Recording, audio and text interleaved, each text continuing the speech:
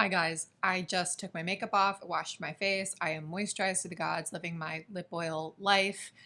It is late here, and I suddenly wanted to film because instead of, I don't know, relaxing, easing myself into my sleep routine at 9 o'clock tonight, I'm sitting here trying not to buy books. And I don't think I've ever actually talked about this part of my reading life on the channel, especially how it's been affected over the past few months in terms of really having to control the amount of books I'm buying. I've talked about it in terms of wanting fewer books on my TBR generally, but I haven't really talked about the practical side of some of it. So I made a career change at the end of this summer that I still haven't talked about. I feel really good about it. It's still a transitional period for me. I'm working toward some new things, but that has really had an effect on my finances. And also for the past definitely 2 years now, maybe longer, I haven't bought any book on Amazon. And in fact, I've really made a pledge to myself to buy books at retail price. I typically buy from independent bookstores near me, but if I can't find books in person, I use bookshop.org and Blackwell's, which are two sites that support independent bookstores. And books at retail price, you know, they are not expensive objects per se. Of course, expensive is relative to every individual person's income, but they also are not cheap. I wouldn't say that they're the most cost-effective hobby that you can have, particularly if you're buying newer books at retail price. Actually, I have bought 22 books this year. I bought one more since my previous video on this. So let's conservatively estimate that I've spent $18 on each one of those books. It's likely been far more. Okay, so if I only bought 22 books this year, which is like the most control ever for a booktuber and somebody who's working in publishing, and I mean, I think I've done pretty well for myself, $400. That is still $400 that I spent this year on books, feeling like I bought nothing in comparison to what I wanted to buy. You know, this can really add up for an avid reader. Now, I am super lucky to have the New York Public Library, and a lot of the books that I've read this year have been books that I borrowed through the ebook lending at the New York Public Library. For most of my life, I have not had access to a library that has newer releases. And a lot of you might recommend that I shop at secondhand bookstores. I mean, you can get a lot of like really cheap paperbacks at places. Sorry, Giacomo is over here and he's moving the camera around. Hey, buddy. But, all right, it's time that I admit it to all of you. I am really shallow about how books look, and I don't want to own a book that I don't think is pretty. Okay, I know that might diminish me in the eyes of some people as a serious reader, but my thought is that I can just get an ebook of that book if I don't like the way it looks. So if I'm going to hold it physically, why not love it as an object? For those reasons, I tend to be paying $20 plus for every book that I want to purchase, and I don't have the funds for that currently to keep buying books the way that I would want to. So I live in New York in a 2-room apartment, which is lavish for a single person at my age in New York. But to anybody who's not living in a major city around the world, you would think I'm living in a shoebox. And I don't know if you can see it back here, I have this cubby space. And then in a recent video, I showed the bookshelves that I have in my room, and they're mostly full already. So I just don't have these empty shelves to be stacking dozens and dozens of books that I would want to be bringing into my home. And so I would like to be in this apartment for a few years, but I really learned to my cost, my literal cost, how much money can be spent on moving furniture and books. And I only moved like 20 blocks this summer, and it was, you know, the books were the majority of my moving cost, I felt like, because it was so heavy and they constituted so many of the boxes. And I just don't want to own that much stuff, furniture-wise or book-wise, in this transitional moment of my life and have to cart it around, really. And lastly, there's the factor I've talked about much more in previous videos that, like, psychologically, it stresses me out to have a lot of unread books on my shelf. And if it were up to me, I would get down to a 0 TBR. I love how I say that as though it's not up to me, as though my choices are independent of like the creature that is me. But I mean, if I like followed my own will and preferences with any regularity, I would be at a 0 TBR because that's actually just what I enjoy. So for all of these reasons, I shouldn't buy books. And I also sort of really can't buy books. I like practically cannot in this moment of my life be buying in the way that I would want to. But I want them. I have nights like these when I am putting together carts on bookshop.org and Blackwell's. And then I get to the end of the night and I empty the carts out and I close out the websites. I don't know if any of you also venture into makeup YouTube, but one channel that I really love is from Hannah Louise Poston. I've watched her since I think the end of 2019 is when I found her. And she used to have a real shopping addiction, mostly with clothes and makeup and skincare. And she did this project of a no-buy year over the course of 2018. And since then, she's really grown in terms of accepting herself as a consumer who will always, always want more than she can buy with her resources, and also more than she wants to own as a person who likes to own a curated collection of things. And she's talked in videos before about living in the space that's sort of contented discontentment of knowing that you want things and you're not going to get them, and that's really okay. And of course, what I just described is basically adulthood. Like every single one of us lives that dynamic on a regular basis. But I found it to be much more true for me in the past few months when I've had changing circumstances. And also throughout the pandemic when my normal coping mechanisms just haven't cut it in a lot of areas. And I have used shopping, or I was using shopping before my job situation changed, as a Band-Aid on a lot of really difficult feelings. Just I wanted to feel something, and books coming in through the door was one way for me to feel excited and look toward the future and think that there were going to be good things coming into my life and good experiences that I could create for myself. So I guess, I mean, I wasn't sure where I was going to go with this, but I think right now in your presence, I want to go through some of the books that I would like to buy and that I am not going to buy tonight or in the coming nights, most likely. I have a document for this that I'm going to be referencing. I don't list every book that I ever want to buy, but if a book comes back into my head regularly and I think it's an interest that has solidified and isn't like a transient random thing of the moment, then I do put that book on this list. This list has what, I don't know, well over 100 books on it. And I've bought 53 books in the last 2 years combined. So let's not think too deeply about that. Let's just go through some highlights, some things that leap out to me tonight of what I would want to buy in a world with unlimited time and space and resources. So for classics, there are 3 big ones on the list that I'm itching to click and purchase. One of them is Daniel Deronda by George Eliot. I haven't read any George Eliot since I read Silas Marner. Was that in 2019? Good God. Yeah. Okay. No wonder the George Eliot itch is coming upon me again.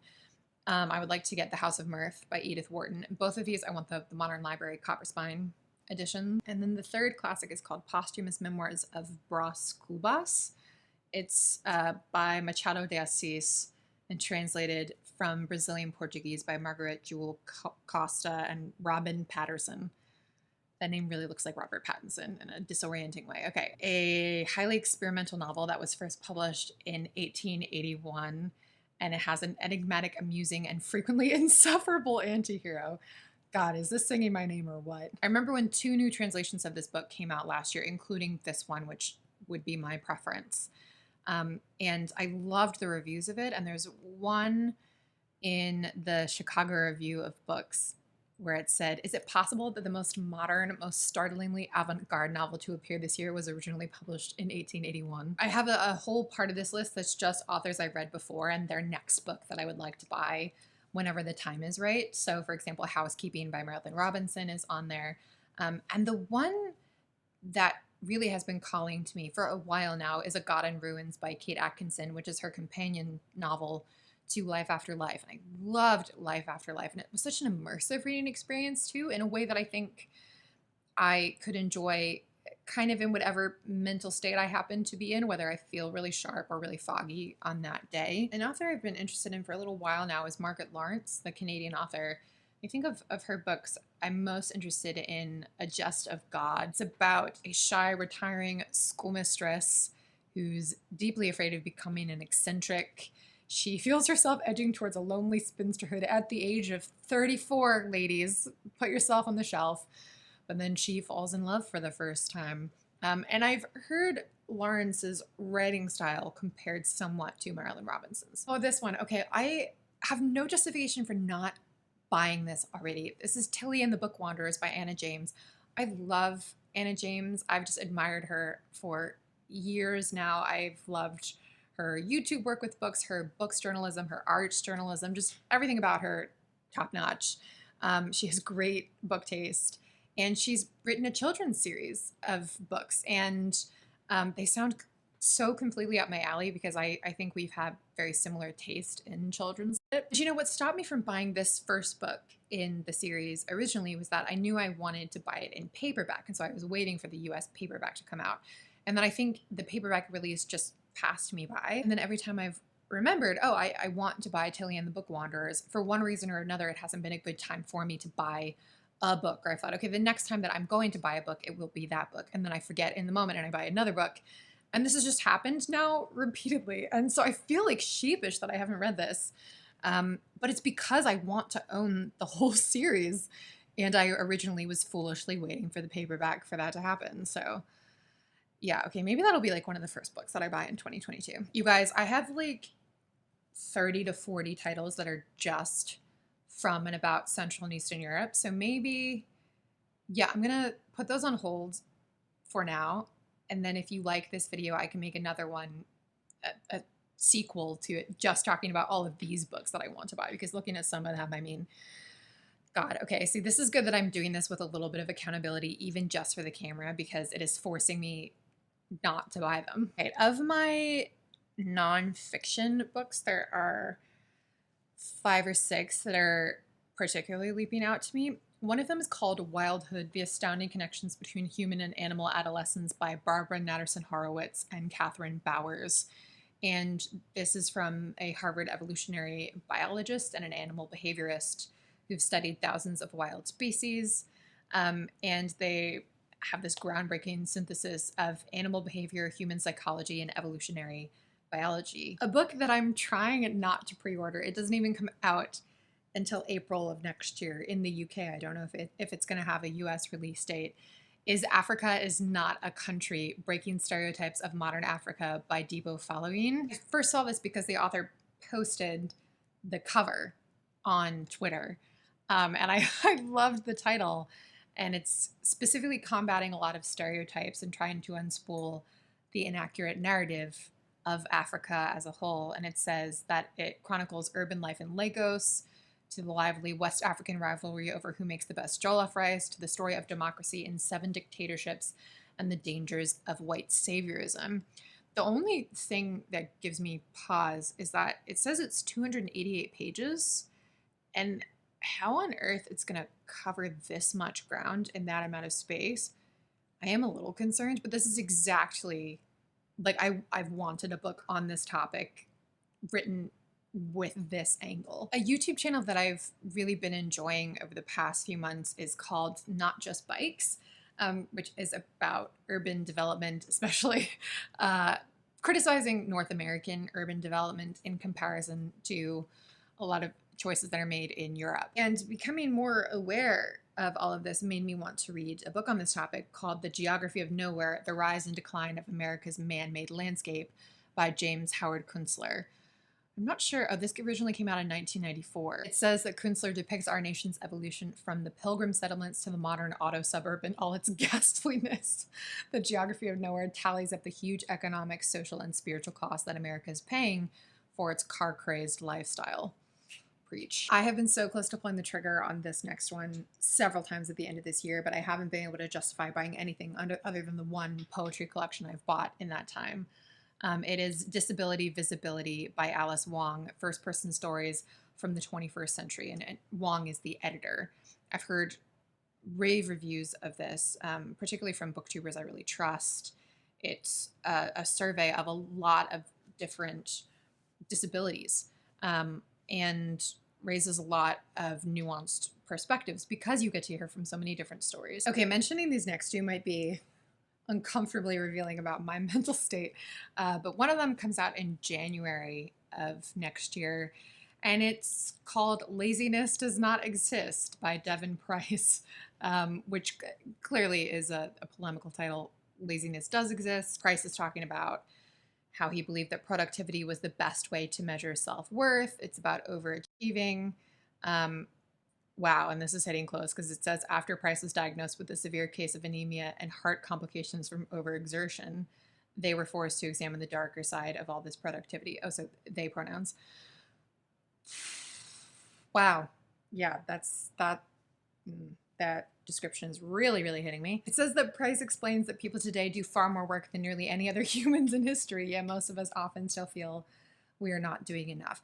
Now that's interesting to me because do I do more than a serf working for his lord, farming those lands? Like, is that more than any other humans in history? All right, I want them to make that case to me because I'm not convinced from the description, but you can't do much convincing in a description. And the second book on this topic is called An Ordinary Age, Finding Your Way in a World That Expects Exceptional, and it's by Rainsford Stauffer. It says, social media has long been the scapegoat for a generation of unhappy young people, but perhaps the forces working beneath us, wage stagnation, student debt, perfectionism, and inflated costs of living, have a larger, more detrimental impact on the world we post to our feeds.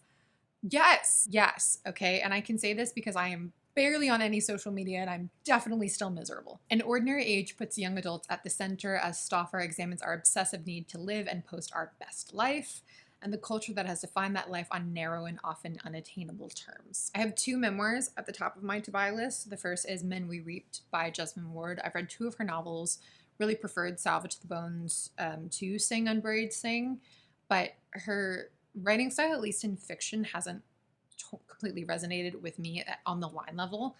And I've felt for a long time that Men We Reaped would be the book where I would finally crack the relationship between Jesmyn Ward's writing and my brain, right? It says, in 5 years, Jesmyn Ward lost 5 young men in her life to drugs, accidents, suicide, and the bad luck that can follow people who live in poverty, particularly Black men. The other memoir is Golem Girl by Riva Lehrer. This is about the author's experience having, is it called spina bifida?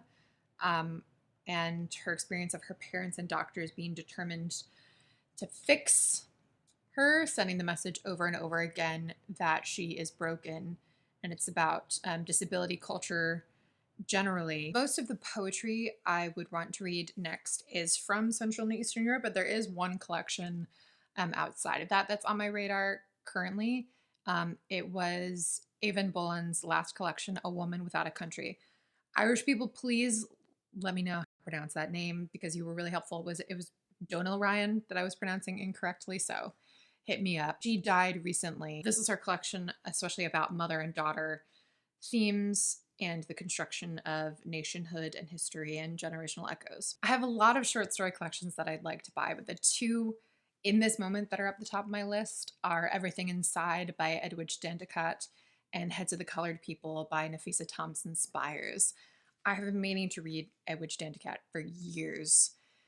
I've never made it the time, and I want to make it the time, and I'd like to start with her short stories. And I heard so many positive reviews of Thompson Spires' debut short story collection, both the kind of really personal reviews on BookTube and then also written reviews that were incredibly complimentary. And, it's one thing to read compliments, but it's another to hear descriptions of specific stories and think that they, are exactly the types of stories I want to be reading now. I'll round this out with 4 random novels, all from authors that I haven't read before. So one of those is Women Talking by Miriam Taves. There are new novels that people talk about and they're on my radar and I would like to get to them.